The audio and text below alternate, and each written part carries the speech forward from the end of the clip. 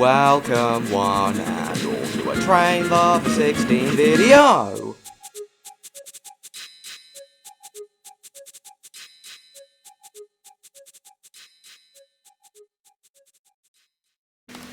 Well, it's finally VHS review time again. I know I said in my 2025 update video that I wanted to do these once a fortnight on Wednesdays, but that very quickly fell apart after some copyright issues were brought to my attention by Jordan Howell, as well as my Robot Wars VHS getting damaged without me knowing. That's combined with my general apathy to doing more VHS reviews, and the fact that I'm trying to save money for Raptor Dogs rather than buy more VHSs, has caused it to be delayed considerably. Yeah, that's one of the other issues. Money. I can't keep buying new VHSs, especially when I'm trying to save up for Raptor Dogs. Yeah, so yes. I couldn't buy anymore because when you buy VHSs on sites like eBay, when you buy VHSs in bulk, it can get really pricey really quickly. But luckily, I was at the Didcot Railway Centre on Wednesday. I was at the Didcot Railway Centre on Sunday, where I found this. Reflections on Western Steam. A Transport Video Publishing VHS documentary about steam, about back when you know, the Great Western Main Line was run by steam locomotives, the likes of the Kings, the Castles, the Halls, etc. So yeah, that's what this documentary's about. The Great Western Main Line back during the steam days. So this is Volume 1, West from Paddington.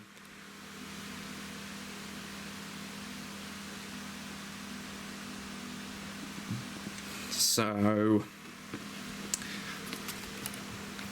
I do really like GWR engines, and it's fitting as I was at Didcot for me to get this. And the Great Western Railway's still on my mind right now, so I'm a bit more enthusiastic about doing this review this time around. So here's the front cover, here's the spine, here's the back.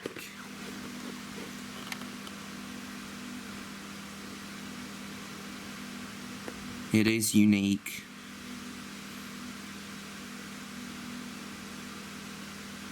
Final Steam specials featuring Clun Castle and Pendennis Castle in 1967, both of which are now preserved. Black and white and colour films. So I believe this was released, doesn't say when this was released, but I believe it was either 1990 or 1991 when this was released. Running time is 50 minutes. So sit back, relax, get some snacks and a drink if you like. It's going to be about 55 to 60 minutes long, this review. Here's the tape. Quality programmes for the railway enthusiast. This documentary is dedicated to me then. Here's the back.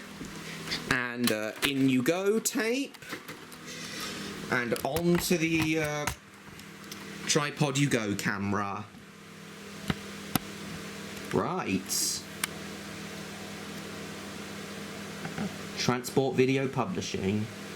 I've done a I believe I've done a Transport Video Publishing documentary before on the East Coast Main Line out of King's Cross. That was one of the first ones I did. That was 5 years ago. Jesus Christ. Ah, the HSTs. 14th of June 1990. Today, Paddington Station plays host to a handful of standardized designs. The HSTs are primary top link power, a role they share on numerous main lines around the network. This Friday's live stream is going to be dedicated to the HST. I've been looking forward to my HST theme stream for ages, and I hope you guys are too. The ubiquitous Class 47s are the main diesel-electric design on the few remaining locomotive haul duties throughout the country. Sadly, they aren't. Local services are still in the hands of first-generation diesel multiple units. There aren't any HSTs or loco hauled services out of Paddington anymore, with the exception of the Class 57 hauled Night Riviera. Each have operated at various times throughout the country. This standardization is new to the Western. Up until the 1960s, the region possessed a unique range of motive power classes, both steam and diesel. I'm going to try and do a bit more Raptor-Dogs writing while I do this review, so if I'm a bit quiet, it's because I'm writing. There's a lovely castle class there. Beautiful. There's a Western next to, that looks like a King class next to it.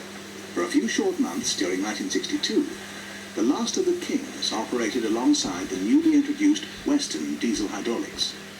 Yeah, the Westerns, also known as Class 52s. I saw a Western in the I saw a Class 52 Western in the restoration shed at Didcot. Sorry, I'm just trying to get this out. In this, region. Right, let me rewind that because my arm got in the way there. I was trying to get my other transport video publishing thing out. Yeah, it is transport video publishing, the East Coast Main Line.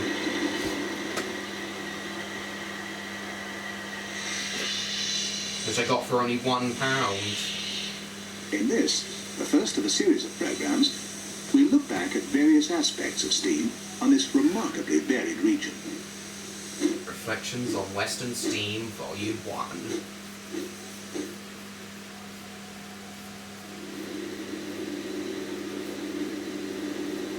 Paddington. The classic train shed at Paddington was completed in 1854 to a design by Brunel. Although the station was subsequently extended, the basic overall roof has changed little over the years. The original Paddington Traffic from the terminus increased steadily until the 1930s. At this time, a total of 72 mainline trains left these platforms each day for destinations from the southwest of England to Wales and Birmingham. Very impressive. I was going to say, the original Paddington terminus was first opened in 1838 with the Great Western Railway, but then it relocated to a much larger slightly further into London in 1854, and that's when the current station opened. Got a prairie there. So yeah, the current station dates from 1854. Almost 30 years later, and it hasn't changed much to the roof. The terminus. And there's a small prairie there. In 1960, steam continued to dominate the workings into and out of the station.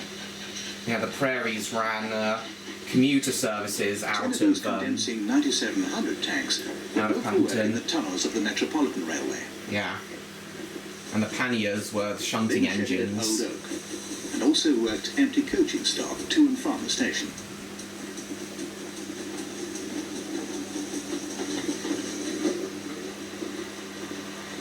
These train reporting numbers were unique to the Western region and were used until the end of 1962. Yes. Yeah, the GWR was the only company that had those reporting numbers. Was one of the last of this classic Great Western design, entering service just after nationalisation.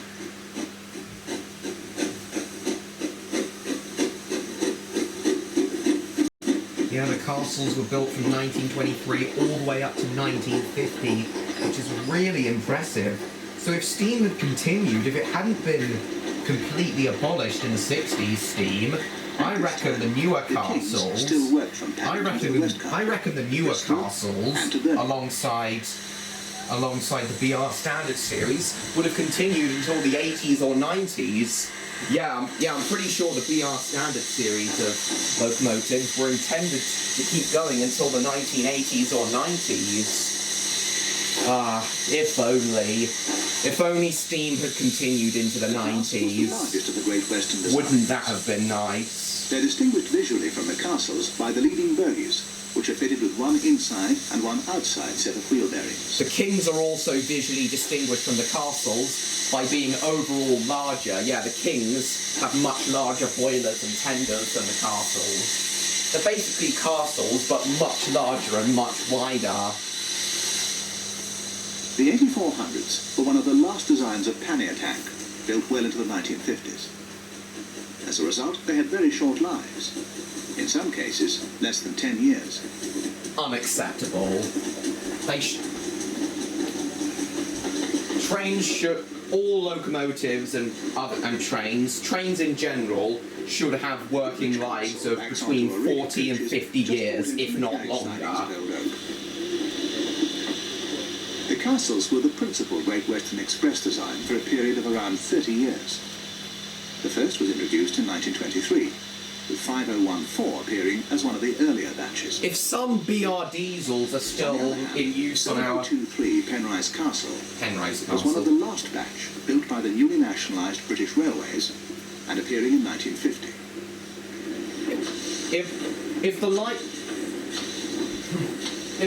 If some BR locomotives are still in service today, 60 years later, then surely other classes of train could keep going for 60 years or more. 7023 is departing on a Hereford-bound train.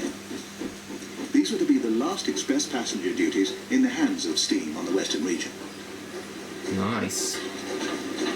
But yeah, even some pre-grouping locomotives remained in service for over 80 years. The 1500 class was a Great Western design of pannier introduced in 1949. So really, all trains should have a working life, have an average working life of around 50 years. Note the rare combination of a chocolate and cream coach with an early example of a B4 bogie.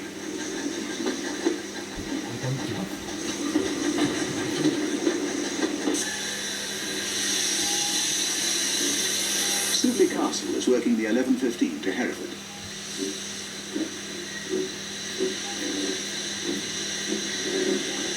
The Hereford services were the last to be run by the castles and the Kings. But in the 30s, the castles and Kings would have run premier services like the Cheltenham Flyer and the Cornish Riviera Express. From Paddington, the main line heads due west along a complex of approach lines. This was filmed before the Great Western Main Line was electrified out of Paddington as far as Hayes and Harlington to accommodate the electric trains of the Heathrow Express, which started in the Metropolitan tracks run to the north of the main very end of the before crossing 90s. under and heading south at Subway Junction. Was it 1998 or 1999 that Heathrow Express started? I can't quite remember. And provided an ideal vantage point to view steam working to and from Old Oak Common, as well as on the main line itself. Then, of course, when Crossrail came along... At this time, the Kings were in their last year of operation. 1962. The last were to be withdrawn at the end of the 1962 timetable. The castles remained in service until 1965.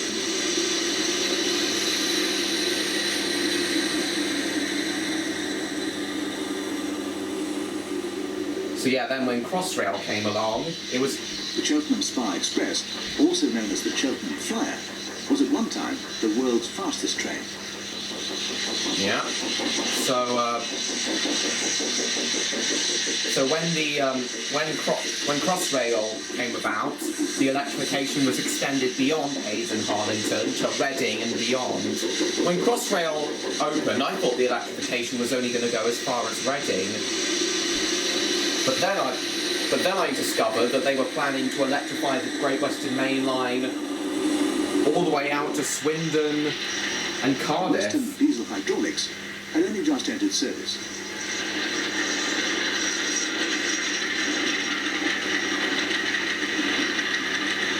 Which is cool, I guess.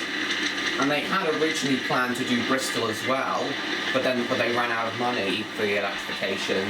So at the moment, the electrification only goes as far as Cardiff and Chippenham. They couldn't electrify it beyond Chippenham either. It's also electrified to Newbury. But yeah, electrification of the Great Western Main Line still isn't complete.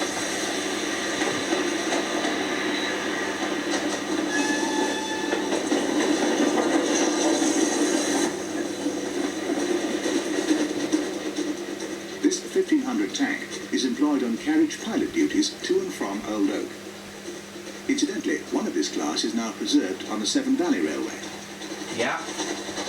And I've travelled behind that very same preserved 1500 tank engine. None of the other 10 1500s were preserved though, just the one. That chocolate and cream livery looks allowed to paint coaches incredible. in chocolate and cream for use on main trains. To allow the extensive use of such a colour scheme, the Western mainly produced a vast number of named express workings. Chocolate and cream looks great on those coaches. Not just Mark 1s, but Great Western's older coaches as well.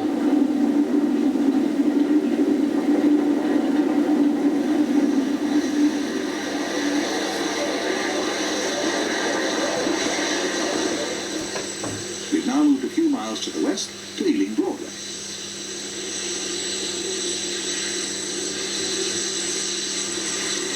The western terminus of the Central Line and the District Line on the Underground.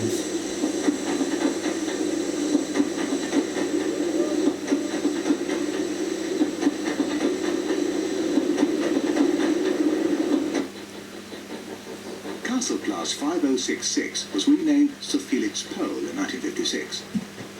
Note the flat-sided Hawksworth tender. Hawksworth tender.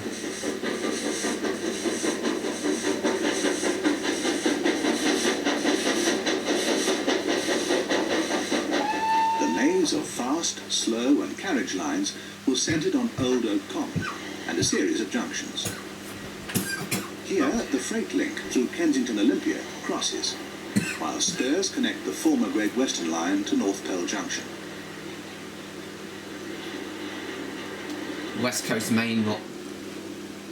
A considerable amount of traffic originates from the carriage sidings. The West Coast Main Line An Old Oak skirts depot Old Oak is seen Common in the too. distance. And Old Oak Common is now going to be The a location major has changed station on since HS2. Then, as now, a vast number of light engine and empty carriage movements use the lines into the yards and depot.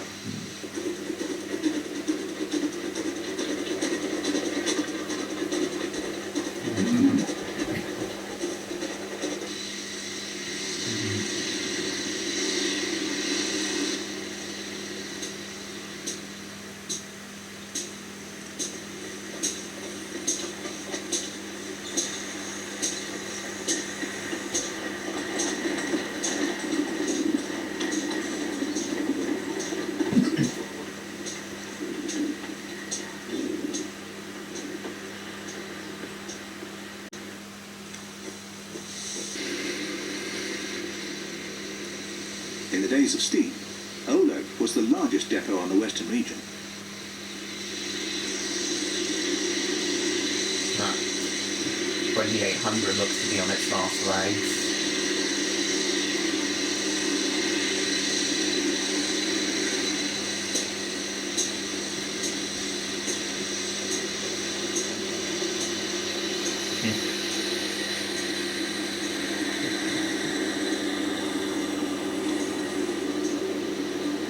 The steam shed was situated near to the Western Main Line to Paddington and was bordered on its northern side by the Grand Union Canal.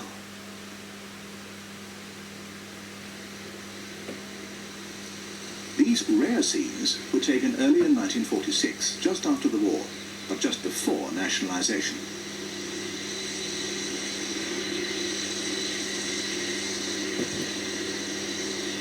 Wow. A lot of 280s around. Coal trains.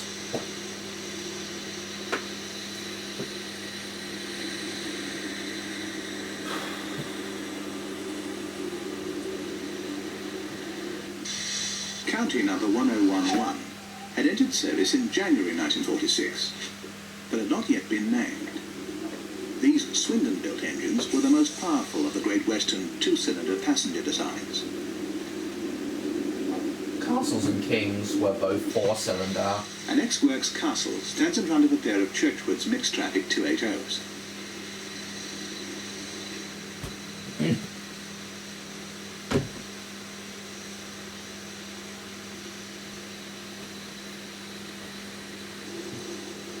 Note the Duke dog.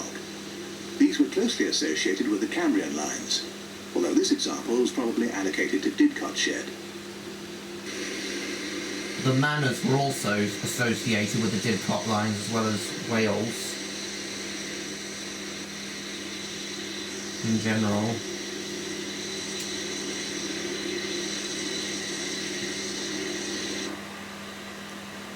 Old Oak Common was a relatively modern shed, being opened in 1906.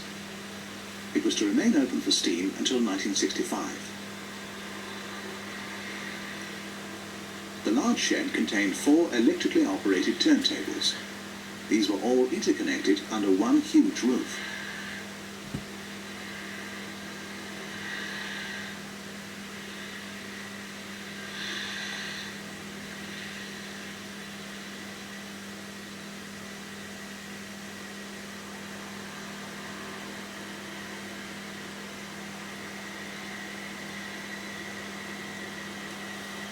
The workshops alongside undertook heavy repairs.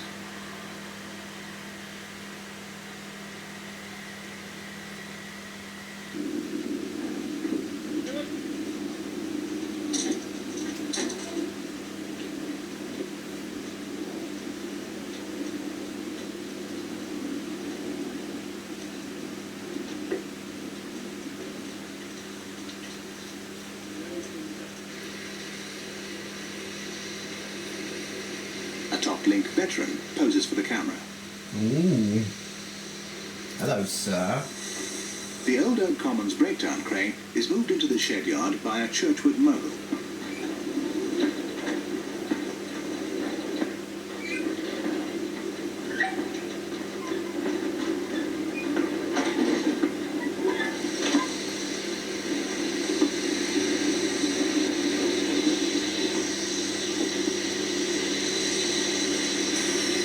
I saw one of those Churchward moguls at Didcot as well. These young train spotters are now in their mid-50s.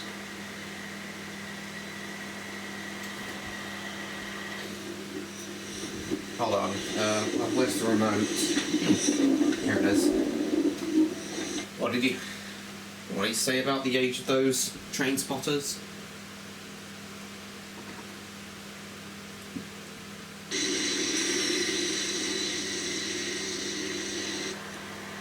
These young train spotters are now in their mid-50s. Yeah, and now they'd be in their 80s, those train spotters.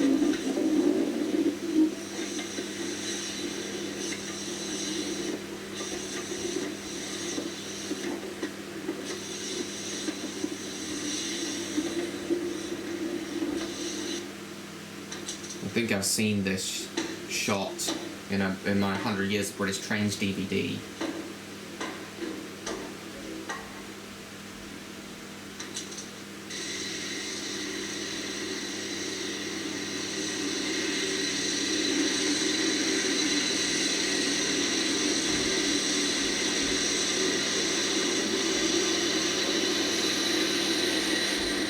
I have a tubs. This coal stage is a typical Great Western feature. Tubs of coal were manually manoeuvred to load a tender. They've got one of those at Didcot as well. Now being preserved at the Didcot Railway Centre. Oh, I just said that. I just said that, and I believe they still use that coal tip to load the engines at Didcot. Such a feature has now been preserved at the Didcot Railway Centre. That is lovely.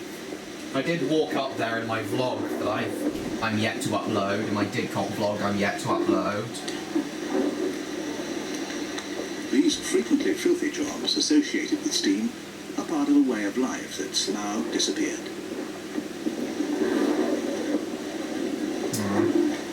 I wouldn't mind doing a job like that, loading the engines with those tubs. Of course, they got to have a rinse down as well. Oh, the coal was dampened. Probably to prevent fire risk. To reduce the risk of sparks, probably. Because sparks can cause line-side fires. These Great Western engines didn't benefit from the use of rocking or drop grates. As a result, clinker had to be cleared out manually through the firebox door. Why weren't they fitted with... Why weren't they fitted with manually removable grates? For the longest time I thought all engines had to have their clinker manually removed. That wasn't until I found out about dropping fires.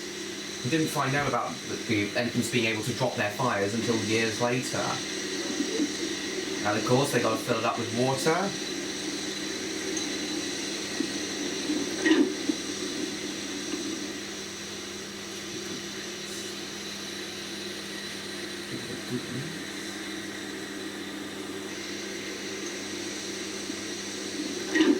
That's the water loaded.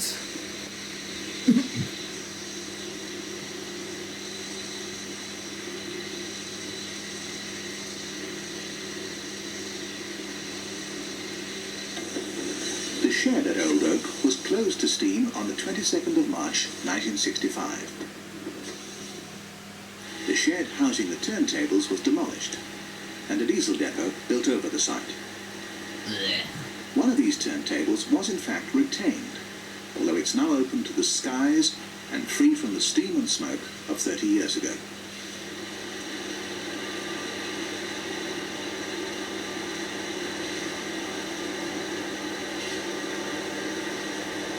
Diesels are great and all, but nothing will ever be better than steam. Old Oak maintains a large number of carriage sidings located alongside the depot and running parallel with the main line. Pretty sure Old Oak is now home to Crossrail. Marks the course of the Grand Union Canal. To the Crossrail depot, as well as the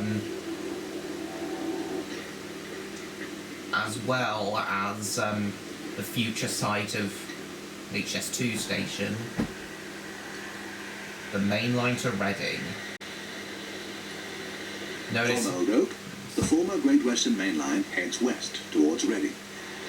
that's a nice. This section That's a lovely follows the Thames sunset. Valley through Maidenhead, Slough and Twyford. This line was claimed by Brunel, the Great Western's chief engineer, to be the finest work in England. Yes. Indeed, Brunel ensured that it was produced with no steep grades or sharp curves, thus enabling high-speed running. Track bed is Furthermore, wider. unlike the other routes from the capital, it was engineered to accommodate the 7-foot gauge adopted by Brunel. The track bed is Sign wider than cutting the... is the largest of the engineering features on the section, from Paddington to Reading, and provided a classic location for steam. That wide track bed, not seen. Oh, that's a lovely tracking sound. That wide track bed, the track bed being wider than most other 4-track main lines out of London, is evidence of the old broad gauge lines, converted to standard gauge by 1892.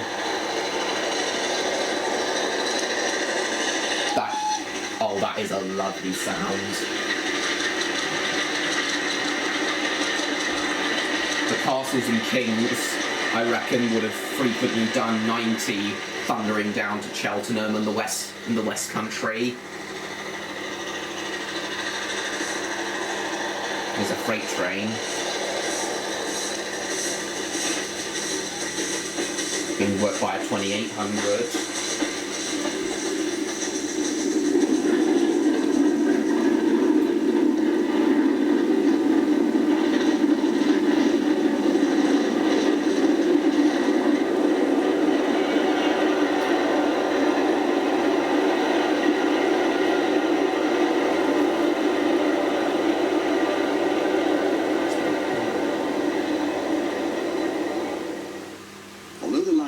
Signalled and the track layouts rationalised, many of the wayside stations remain in a fine state of preservation. Like Taplow.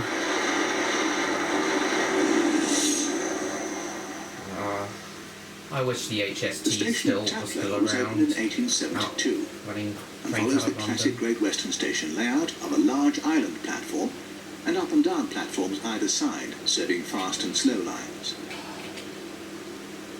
The IETs just suck.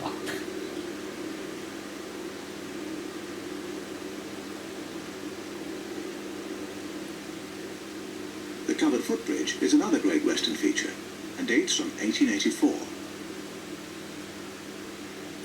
I don't have any Burnham, charter. in contrast, consists of one island platform serving only the slow lines. First generation Although DMUs the were still in station line was service. opened in 1838, 90s. many of these stations date from the late 1900s, when the route was quadrupled. I was quadrupled in the 1900s after the roll gauges. In true Great Western style, a number of branches diverged from the main line. Note the two unfitted mineral wagons and flat wagon conveying an invalid carriage in this mixed train.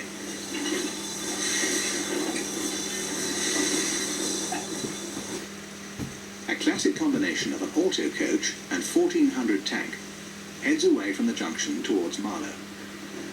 Now these were push-pull operations, with the driver controlling the engine from the cab. The auto coaches were basically some of the earliest versions of driving van trailers or DVTs.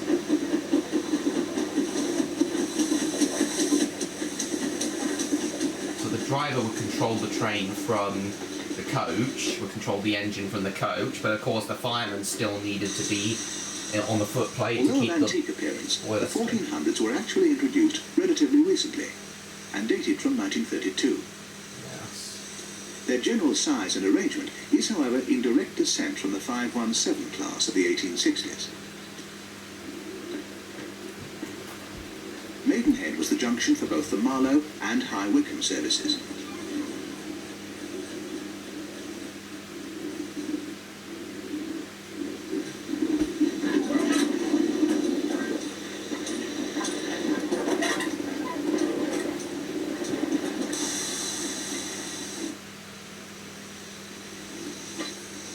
Many of the routes that the 1400s ran are now run by the Class 166s.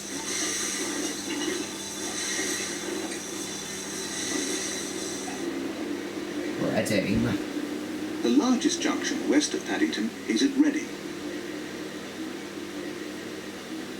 Reading has been completely upgraded and modernised since This the filming large of station this. is at the point where the former Great Western routes to Bristol and the west of England via Newbury diverge. It also handles cross-country traffic to and from the southern via Basingstoke. This documentary. We now go back to this busy location during the last years of steam.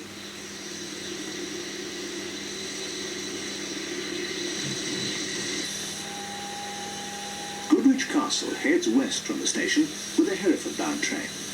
Yeah, I'm pretty sure Goodrich Castle is one of the 8 preserved castles.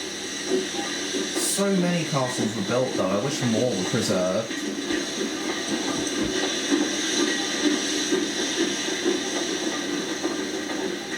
At least we got like a third of the 30 manors were built, 9 have been preserved, like a third of them. The Manors were the smallest of the Great Western two-cylinder 460s. They were introduced during the period 1938 to 1939, with a further batch appearing in 1950. Unsuccessful in operational service at first, later drafting modifications to the class in the 1950s greatly improved their performance. Yeah, as I said, 9 manors have been preserved. They were mostly associated with the Cambrian lines and were rare performers in the London area, with the nearest being allocated at Tyseley.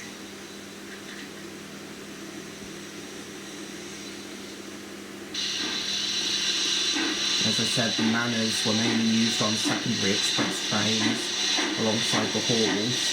The halls were also used on primary express trains, but the primary expresses were mainly reserved for the castles and kings.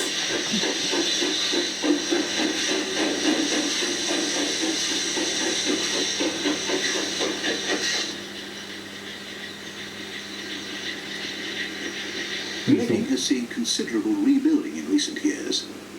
Despite this, the station is still very similar to the layout during the last years of steam. And it's been upgraded again. However, the surrounding town has been transformed by the arrival of the office blocks. Today, these structures dominate Brunel's main line of the 1840s.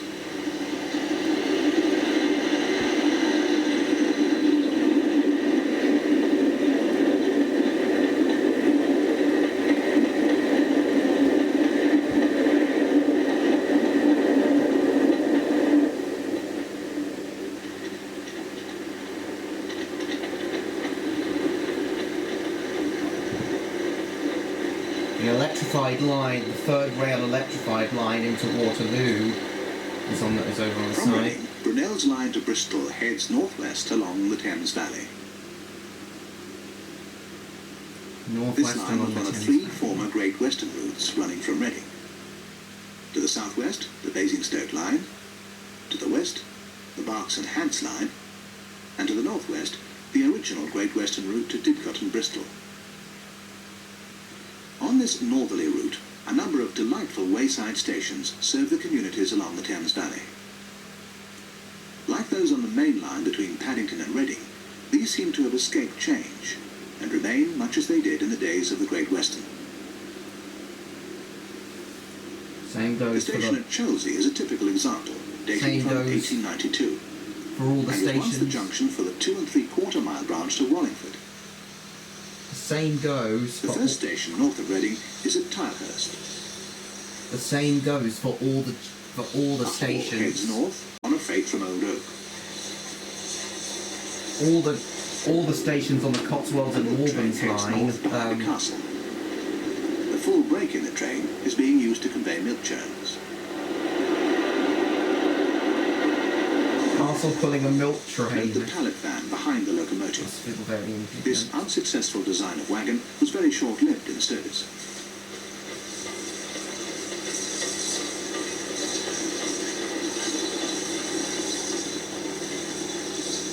This section of line saw a number of cross-country trains working from Oxford to the southern region. These were mostly in the hands of Woolwich Pacifics. So the Southern Railway ran their trains over the Great Western Line as well. Interesting. But as I was saying, a lot of the stations on the lovely shutting sound. A lot of the stations on the Cotswolds and Morgan's line from Oxford to Great Malvern and Hereford are all unchanged from the GWR days.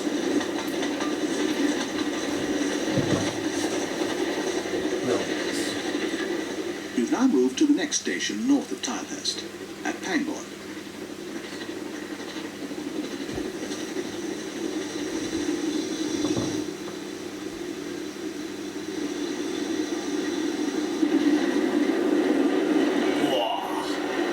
That one's going fast.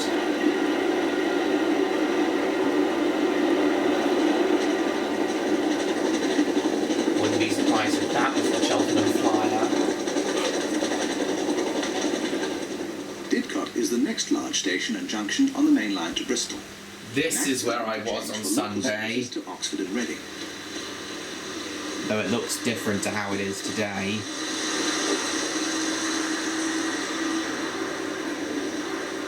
We now go back to Didcot of 30 years ago.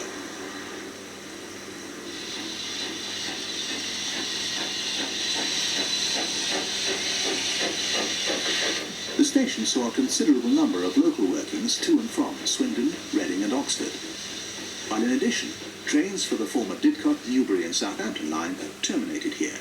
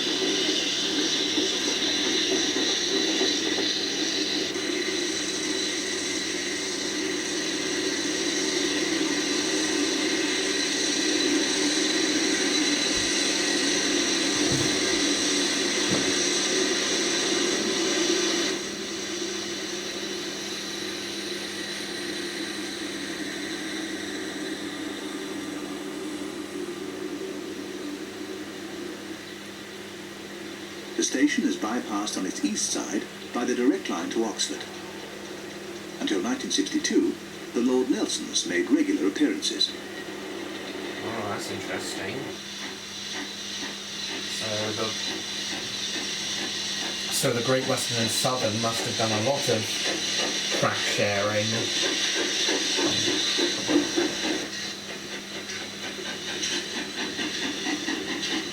The Great Western did compete with the Southern Railway for services down to Devon and Cornwall.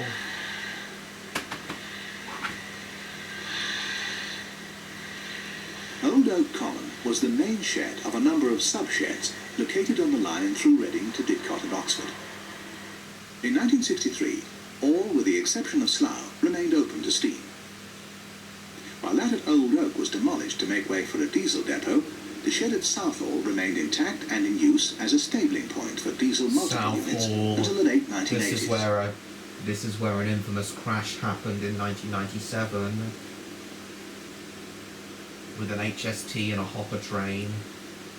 These scenes were taken just before closure on the 3rd of January 1966. By this time, the depot was mostly the preserve of the standard classes and engines awaiting scrap. Total bollocks how standard class got less than 20 years of service. Unacceptable. They should have had their full 40 to 50 years. The shed was situated at the point where the Brentford branch diverged to the southeast, with the yards and buildings alongside the Paddington main line. The depot played host to a large number of scrapped engines, with, in addition to the Great Western designs, a number of LMS classes. I bloody hope some of these were preserved. Got some ginties there. Hope some of those were preserved.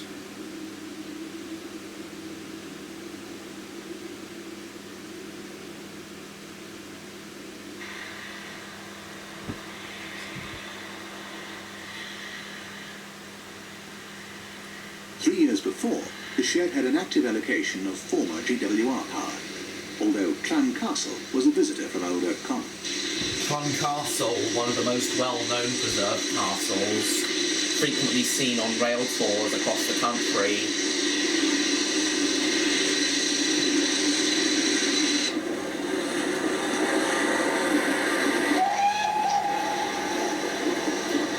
Clun Castle, Earl of Mount Edgecombe and Pendennis Castle are probably the three most well-known preserved Great Western engines, alongside King Edward II.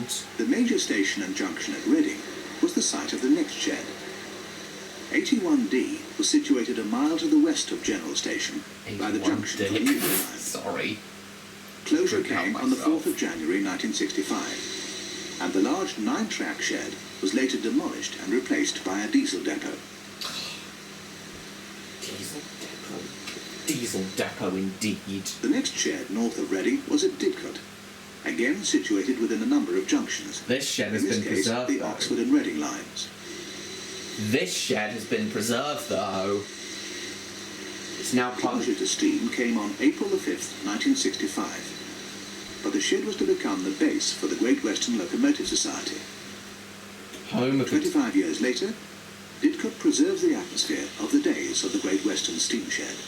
Yeah. On this occasion, the centre boasted two classic Great Western outside frame designs in steam, City of Truro and Duke Dog number 3217. City of Truro. Both Churchwood designs, I believe. I was in that shed. The depot was officially reopened in March 1982 as part of the 21st anniversary of the Great Western Society.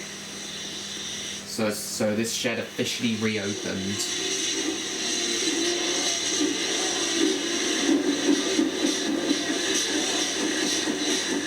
Sadly, City of Truro's no longer in steam, but one day maybe City of Truro will be back in service. I'd love to see City of Truro back in service. Today, the depot has an allocation of over 100 locomotives and rolling stock. 1400 here, shunting a milk wagon. When I was at Didcot, they had GWR Prairie number 4144 running, as well as a rail car. Two sheds on the Western Main Line from Paddington were to remain open until January 1966. One was Southall, the other Oxford. Oxford's Great Western Shed was situated just to the north of the station and to the west of the main line. In 1963, former Great Western classes were still very much in evidence. However, by late 1965, they were in a minority and overshadowed by a number of standard and LMS classes. What was the LMS doing all the way out to Oxford? I didn't know the LMS went to Oxford. By the time these scenes were taken on the 22nd of December 1965, steam on the Western region was in its last days.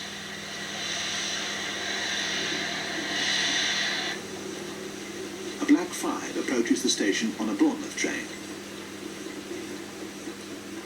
Here it will be replaced by a Southern loco. Indeed, Oxford was one of the few places where engines from all four of the pre-nationalisation companies could be seen. Former LNER locos once worked in from Cambridge, but by this time, such duties had disappeared.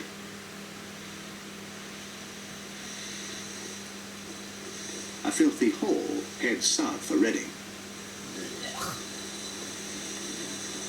Hope that hall was preserved.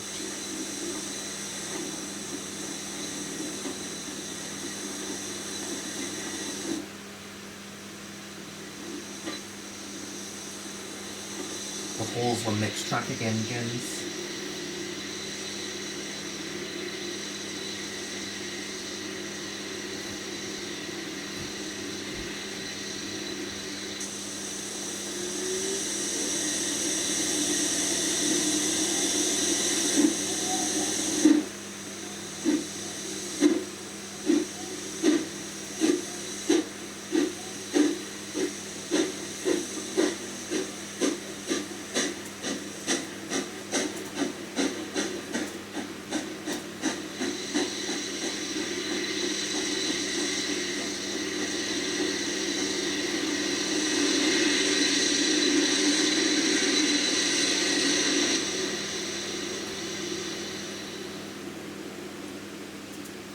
Closure of Oxford Shed on the 3rd of January 1966, steam operation on the Western Main Lines from Paddington finally came to an end.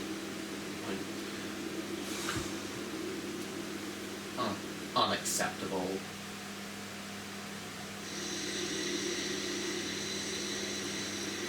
Steam technology from could have 1966 to been 1968 refined further. saw the running of a number of steam specials on the lines through Reading and Oxford. Castle was a regular performer. On the 4th of March 1967, she hauled a special from Banbury to mark the end of through services from Paddington to Birmingham Snow Hill and Birkenhead. Now the Birmingham Snow She Hill soon here services departing Banbury on the first leg of the journey to Snow Hill. will run out of Marylebone.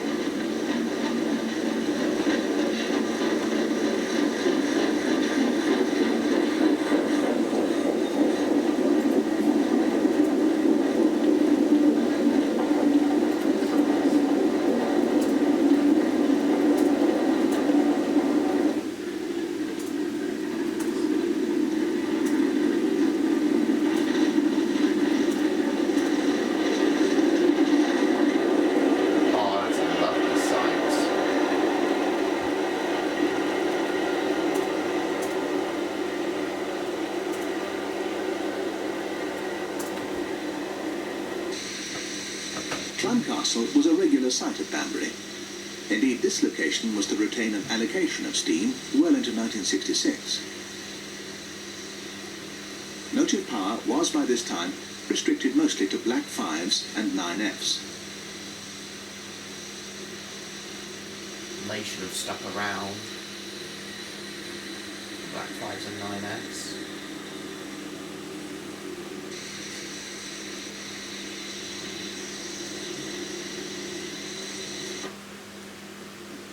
Another regular performer at this time was Pendennis Castle. She also made a return trip to Birkenhead on March the 4th, 1967, to mark the end of through services. Pendennis Castle. I saw Pendennis Castle on Sunday. Spyro, Cinder and Samson sat on his buffer beam, and I took a picture of them on Pendennis's buffer beam. Pendennis is probably our favourite Great Western engine, purely because it's a castle class, one of on the Paddington to Reading line one of my favourite was the Great site Western of two engines. annual open days held by the Great Western Society. And another Pendennis was Castle was one of several engines on display in the former goods yard on the 17th of September 1966. and Pendennis Castle also hit 100 miles an hour, I believe, on its very last run in BR service, in which its fire bars actually melted. But I don't think Pendennis ever saw the scrapyard. I believe it went straight into preservation from BR rather than being scrapped.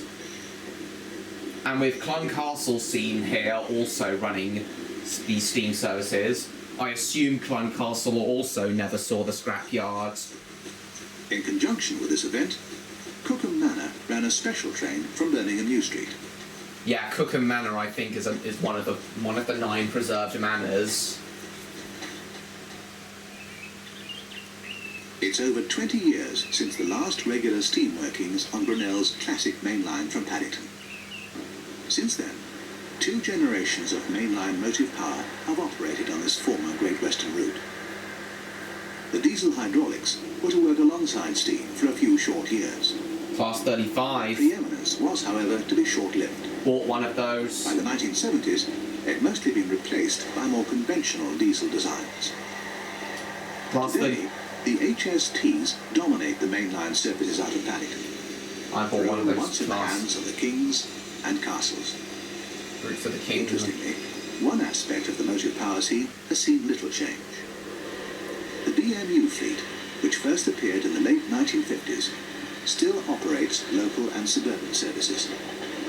It was this same generation of units which worked alongside the classic designs from the Great Western, which once plied their way west from Paddington.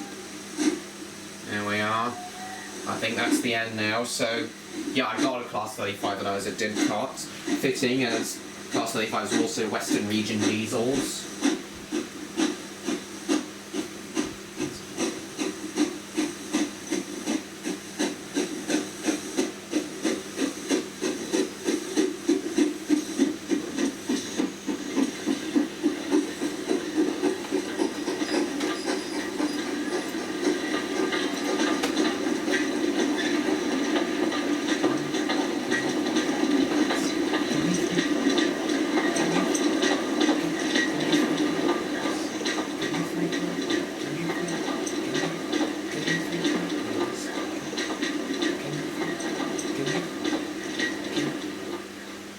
Transport Video Publishing, Hertfordshire.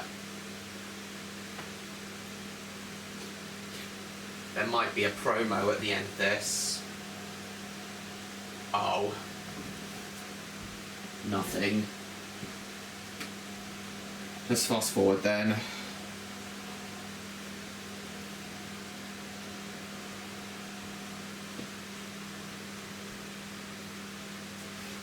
Hope there's not too much excess tape to get through.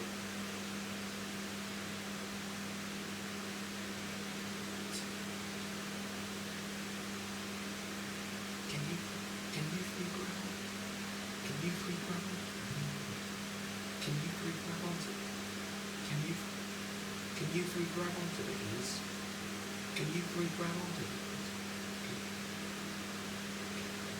Can you three grab onto this?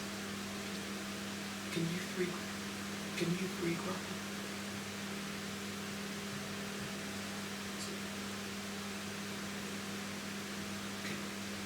Can you three?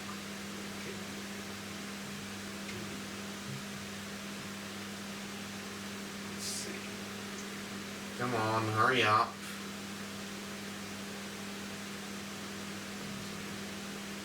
Are you three able to grab onto these?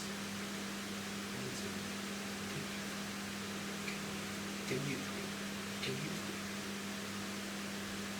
Can you three? Can you three? Can you three? Can you three grab onto these?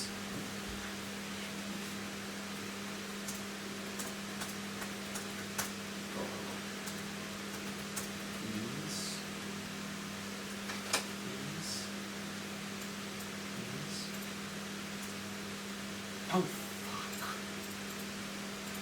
Are you able to grab onto these? We'll try. Are you three able to grab onto? Right, here we go.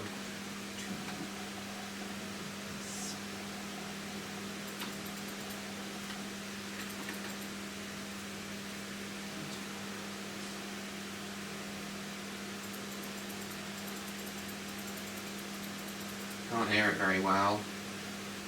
Maybe I'm just deaf.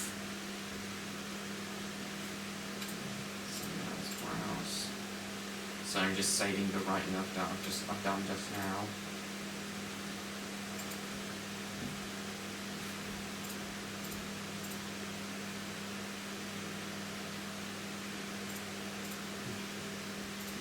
Right.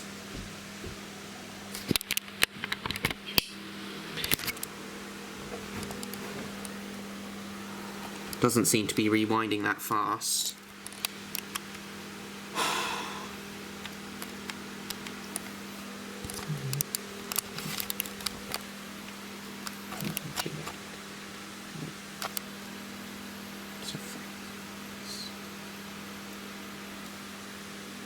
Come on. Oh, here we go.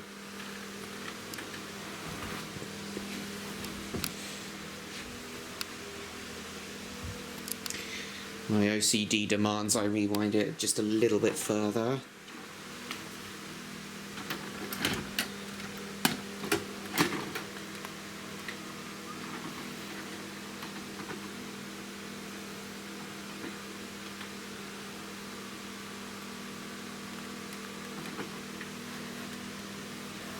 Right then. Come on out.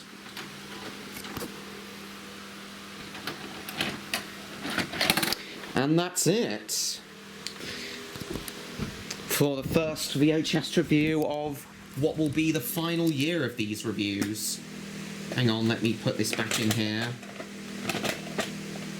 Kind of awkward to do with only one hand. And here we are. So yeah, first VHS review of what will be the final year for these reviews. So I hope you all enjoyed this review. I would recommend getting this if you're a train enthusiast. I've been told this is quite a rare VHS, so if you can find it, then good on you. But if you can't, then it's no biggie. So I hope you all enjoyed, because I did. More than I was expecting. And I hope you guys are looking forward to the other VHS reviews I have planned for this year. Eventually, when I do the final one with the little engine that could, the little engine that could, I feel, would be the best way to see my VHS reviews off. So thank you all for watching this review, guys. I hope you all enjoyed. As I said, if you're a train enthusiast, then go out there and try to find this rare VHS, but if you can't, then it's no biggie. If you're not really into train documentaries, though, then I wouldn't really recommend getting this. You do you, though. So, thank you all so much for watching, everyone. I hope you all enjoyed this review. Please like, comment, share this video with your friends. Don't forget to subscribe to me, Trainlover16, if you haven't already, to stay tuned for my upcoming content. Also, go follow me on Blue Sky, Instagram, join my Discord server, and go buy my novel, The Spy and the Superdog, if you haven't already. And I will see you all in my next video. Goodbye, everyone.